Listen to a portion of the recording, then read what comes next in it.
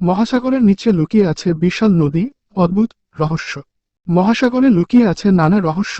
বিজ্ঞানের অগ্রগতিতে অনেক কিছু সম্পর্কেই জেনেছে বিশ্ব, তবে তা হতে পারে মাত্র একাংশ। পুরো বিশ্বকে ঘিরে রেখেছে 5টি মহাসাগর। এই মহাসাগরগুলোতে অন্তর্ভুক্ত আছে ছোট ছোট অনেক সমুদ্র।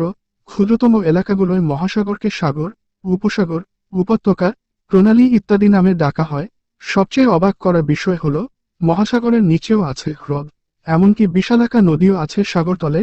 মেক্সিকো উপসাগরের মতো সমুদ্রের তলদেশে নির্দিষ্ট কিছু জায়গায় এসব নদী ও লেক আছে। কিভাবে এমনটি সম্ভব? গভীর সাগরের নিচে কিছু অজানা তথ্য জানলে অবাক হবেন। ভিডিওটি সম্পূর্ণ দেখুন। বিশেষজ্ঞদের মতে, সমুদ্রের পানি যখন লবণের ঘন স্তরের মধ্য দিয়ে প্রবাহিত হয়, তখন লবণ দ্রবীভূত হয় এবং সমুদ্রের তলদেশে নিম্নচাপ তৈরি করে। এভাবেই সৃষ্টি হয় জলাশয়ের। এই ধ্রুব জলাশয় এবং নদী কয়েক মাইল পর্যন্ত লম্বা হতে পারে। আরও জানলে অবাক হবেন, এমন কিছু প্রাণী আছে যারা সাগরতলের এসব নদীতে ডুবে থাকতে উপভোগ করে।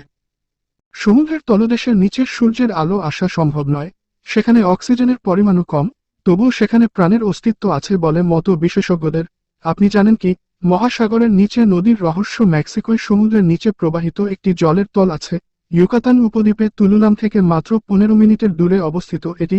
এই নিমজ্জিত প্রাকৃতিক আশ্চর্য দেখলে আপনি কল্পনারাজ্যে হারিয়ে যাবেন। সমুদ্রের তল থেকে প্রায় 180 ফুট নিচে এই মিঠা পানির নদীটি হাইড্রোজেন সালফেটের একটি স্তর দ্বারা উপরে লবণাক্ত পানি থেকে পৃথক করা হয়।